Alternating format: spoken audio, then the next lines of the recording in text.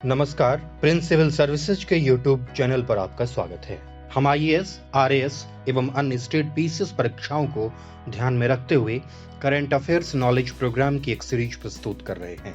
आशा है कि आपकी परीक्षा के लिए काफी उपयोगी साबित होगी। प्रोग्राम शुरू करने से पहले आप सभी के साथ एक सूचना साझा करना चाहता हूँ कि प्रिंस कॉलेज भारत का प्रथम संस्थान है जहां आप 12वीं के बाद कॉलेज के प्रथम वर्ष से ही आईएएस और आरएएस की तैयारी शुरू कर सकते हैं। विशेष जानकारी के लिए आप हेल्पलाइन नंबर 9610652222 पर संपर्क कर सकते हैं। तो आइए प्रोग्राम की शुरुआत करते हैं। पिछले सेशन में एक सवाल आपके लिए हमने पूछा था, भारत में कौन सी संस्था डिजिटल स्काई प्लेटफॉर्म का संचालन करती है? ऑप्शंस हैं ए नागरिक उड्डयन मंत्रालय, बी इलेक्ट्रॉनिक्स एवं आईटी मंत्रालय, सी रक्षा मंत्रालय और डी विदेश मंत्रालय। और इसका सही जवाब है ऑप्शन ए नागरिक उड्डयन मंत्रालय। डिजिटल स्काई प्लेटफॉर्म भारत में नागरिक उड्डयन महानिदेशालय यानी डीसीजीए द्वारा संचालित होता है, जो नागरिक उड्डयन मंत्रालय के अंतर्गत आता है। हाल ही में केंद्रीय नागरिक उड्डयन मंत्रालय ने भारत में विशेष रूप से ड्रोन संचालन के लिए एक हवाई क्षेत्र का नक्शा पेश किया है। इस मानचित्र को डिजिटल स्काई प्लेटफॉर्म का उपयोग करके एक्सेस किया जा सकता है। इस नक्शे के अनुसार ड्रोन संचालन के लिए हवाई क्षेत्र को हरे, लाल और पीले क्षेत्रों में विभाजित किया गया है। अब शुरुआत करते हैं आज के सेशन की और देखते हैं पहला प्रश्न। निम्नलिखित में से कौन सी संस्था ग्लोबल फाइनेंशियल स्टेबिलिटी रिपोर्ट जारी करती है? ऑप्शंस हैं ए अंतर्राष्ट्रीय मुद्रा कोष, बी विश्व बैंक, सी विश्व आर्थिक मंच और डी एशियाई विकास बैंक। और इसका सही जवाब है ऑप्शन ए अंतर्राष्ट्रीय मुद्रा कोष। अंतर्राष्ट्रीय मुद्रा कोष यानी आईएमएफ ने ग्लोबल फाइनेंशियल स्टेबिलिटी रिपोर्ट नामक अपनी रिपोर्ट जारी की है, जिसमें बताया गया है कि डिजिटल मुद्रा संपत्ति कैसे वित्तीय स्थिरता चुनौती पेश करती है। अपनी रिपोर्ट में आईएमएफ ने कहा है कि तेजी से बढ़ता क्रिप्टो पारिस्थितिकी तंत्र दुनिया के लिए नए अवसर प्रस्तुत करता है। हालांकि यह डिजिटल मुद्रा संपत्ति कई वित्तीय स्थिरता चुनौतियां भी पेश करती है। इस रिपोर्ट के अनुसार तकनीकी नवाचार भुगतान और अन्य वित्तीय सेवाओं को तेज, सस्ता, अधिक सुलभ बनाने का एक नया युग प्रारंभ कर रहा है। इस प्रकार इस प्रश्न का सही जवाब है ऑप्शन ए अंतर्राष्ट्रीय मुद्रा कोष। अगला प्रश्न है, हाल ही खबरों में रहा हवासोंग 8 किस देश द्वारा परीक्षण की गई नई हाइपरसोनिक मिसाइल है? ऑप्शंस हैं ए इजराइल, बी चीन, सी उत्तर कोरिया और डी दक्षिण कोरिया। और इसका सही जवाब है ऑप्शन सी उत्तर कोरिया। उत्तर कोरिया ने दावा किया है कि उसने हवासोंग 8 नामक एक नई हाइपरसोनिक मिसाइल का सफलतापूर्वक परीक्षण किया है। उत्तर कोरिया एशिया महाद्वीप में स्थित एक देश है। उत्तर कोरिया के राष्ट्रपति किम जोंग उन हैं। इस प्रकार इस प्रश्न का सही जवाब है ऑप्शन सी उत्तर कोरिया। अगला प्रश्न है, स्वच्छ भारत कार्यक्रम का उद्घाटन किस राज्य से किया गया है? ऑप्शंस हैं ए राजस्थान, बी उत्तर प्रदेश, सी केरल और डी मध्य प्रदेश। और इसका सही जवाब है ऑप्शन बी उत्तर प्रदेश। केंद्रीय सूचना और प्रसारण, युवा मामले और खेल मंत्री अनुराग ठाकुर ने मोतीलाल नेहरू राष्ट्रीय प्रौद्योगिकी संस्थान प्रयागराज उत्तर प्रदेश से 1 महीने तक चलने वाले स्वच्छ भारत कार्यक्रम का शुभारंभ किया। यह कार्यक्रम आजादी का अमृत महोत्सव के एक भाग के रूप में शुरू किया गया है। इस स्वच्छता अभियान का उद्देश्य जागरूकता पैदा करना, लोगों को प्रोत्साहित करना और उन्हें पूरे देश में विशेष रूप से सिंगल यूज प्लास्टिक कचरे की सफाई में शामिल करना है। यह अभियान 31 अक्टूबर तक चलेगा।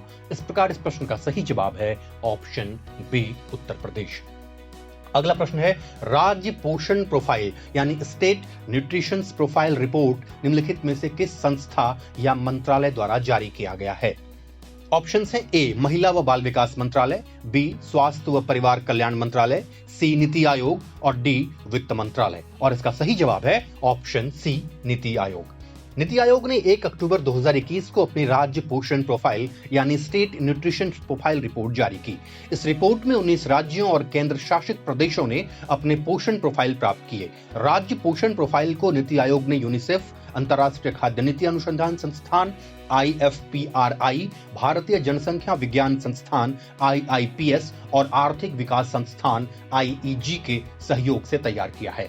इस रिपोर्ट में देश के सबसे अच्छे और सबसे खराब प्रदर्शन करने वाले जिलों, सबसे अधिक बोझ वाले जिलों के साथ साथ शीर्ष कवरेज वाले जिलों पर प्रकाश डाला गया है। इस प्रकार इस प्रश्न का सही जवाब है ऑप्शन सी नीति आयोग।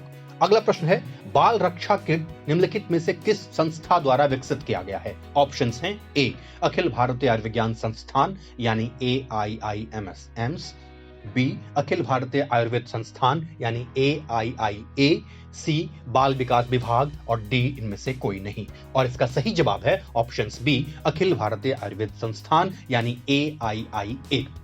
आयुष मंत्रालय के तहत अखिल भारतीय आयुर्वेद संस्थान यानी AIIA ने बाल रक्षा किट विकसित किया है, जो एक प्रतिरक्षा बढ़ाने वाली किट है। इस किट को कोरोना वायरस बीमारी की तीसरी लहर को ध्यान में रखते हुए विकसित किया गया है। इस किट को बच्चों की प्रतिरोधक क्षमता बढ़ाने के उद्देश्य से विकसित किया गया है, ताकि उन्हें SARS-CoV-2 वायरस से लड़ने में मदद मिल सके, जो कोविड-19 बीमारी का कारण बनता है। यह किट इसलिए महत्वपूर्ण है क्योंकि भारत में अभी तक बच्चों के लिए कोई भी कोविड-19 वैक्सीन उपलब्ध नहीं है। 2 नवंबर 2021 को राष्ट्रीय आयुर्वेद दिवस के अवसर पर लगभग 10,000 किट निःशुल्क वितरित की जाएंगी। इस प्रकार इस प्रश्न का सही जवाब है ऑप्शन बी अखिल भारतीय आयुर्वेद संस्थान। अगला प्रश्न है, ऑसिनडेक्स नामक नौसैनिक अभ्यास किन 2 देशों के बीच आयोजित किया जाता है? ऑप्शंस हैं A Bharat Austria, B Bharat Australia, C Bharat संयुक्त राज्य अमेरिका और डी भारत इंडोनेशिया। और इसका सही जवाब है options B Bharat Australia. Bharat और ऑस्ट्रेलिया ऑसिनडेक्स नामक द्विवार्षिक नौसैनिक अभ्यास में भाग लेते हैं। यह अभ्यास रॉयल ऑस्ट्रेलियाई नौसेना और भारतीय नौसेना को सर्वोत्तम प्रथाओं को साझा करके अपनी अंतर संचालन क्षमता को मजबूत करने में उपयोगी सिद्ध करता है। भारतीय और ऑस्ट्रेलियाई नौसेना ने 2015 में ऑसिनडेक्स नामक द्विपक्षीय नौसेना अभ्यास का आयोजन शुरू किया था। इस प्रकार इस प्रश्न का सही जवाब है ऑप्शन बी भारत ऑस्ट्रेलिया। अगला प्रश्न है, भारत में किस संस्थान ने कॉर्निया प्रत्यारोपण का पहला विकल्प विकसित किया है? ऑप्शंस हैं A IIT Kanpur, B IIT Delhi, C IIT Hyderabad और डी IIT रुड़की। और इसका सही जवाब है ऑप्शन सी IIT हैदराबाद। भारतीय प्रौद्योगिकी संस्थान हैदराबाद यानी IIT हैदराबाद के शोधकर्ताओं ने हाल ही में कॉर्नियल प्रत्यारोपण यानी कॉर्नियल ट्रांसप्लांटेशन का एक विकल्प विकसित किया है। शोध दल ने एक नई विधि का उपयोग करके मानव की आंखों से निकाले गए कॉर्निया से हाइड्रोजेल विकसित किया है। इस प्रकार इस प्रश्न का सही जवाब है ऑप्शन सी IIT हैदराबाद। अगला प्रश्न है, हाल ही में खबरों में रहा लूसी मिशन किस अंतरिक्ष एजेंसी से जुड़ा है? ऑप्शंस हैं A European Space Agency, B NASA, C ISRO और डी स्पेस एक्स। और इसका सही जवाब है option B NASA. Lucy NASA का एक मिशन है जो बृहस्पति के ट्रोजन क्षुद्र ग्रहों का अध्ययन करेगा। यह 4.5 अरब साल पहले सौर मंडल के गठन में नई अंतर्दृष्टि प्रदान करेगा। इसे 16 अक्टूबर को फ्लोरिडा के cap Canaveral space force station से लॉन्च किया जाएगा। इस प्रकार इस प्रश्न का सही जवाब है ऑप्शन बी नासा। अगला प्रश्न है, किस सोशल मीडिया ग्रुप ने भारत में क्रिएटर एजुकेशन प्रोग्राम लॉन्च किया है? ऑप्शंस हैं A Twitter, B Telegram, C Instagram और डी फेसबुक। और इसका सही जवाब है ऑप्शन डी फेसबुक। फेसबुक ने भारत में अपना सबसे बड़ा क्रिएटर एजुकेशन प्रोग्राम लॉन्च किया है। इस कार्यक्रम में ई लर्निंग पाठ्यक्रम शामिल है, जिसका उद्देश्य रचनाकारों को प्रोत्साहित करना, शिक्षित करना और सक्षम करना है। यह प्रोग्राम मूल रूप से 2019 में लॉन्च किया गया था। यह कंटेंट क्रिएटर्स पर फोकस करता है जो अलग अलग प्लेटफॉर्म पर ज्यादा यूजर्स, व्यूअर्स और कॉमर्स को ड्राइव करते हैं। इस प्रकार इस प्रश्न का सही जवाब है ऑप्शन डी फेसबुक। अंतिम प्रश्न है, राजस्थान में चल रही ग्रामीण विकास पहल को बढ़ावा देने के लिए किन 2 वित्तीय संस्थाओं के मध्य हाल ही में समझौता ज्ञापन पर हस्ताक्षर किया गया? ऑप्शन है ए AU स्मॉल फाइनेंस बैंक और नाबार्ड, बी SBI और नाबार्ड, सी बंधन बैंक और नाबार्ड और डी पंजाब नेशनल बैंक और नाबार्ड। और इसका सही जवाब है option A AU small finance bank और नाबार्ड।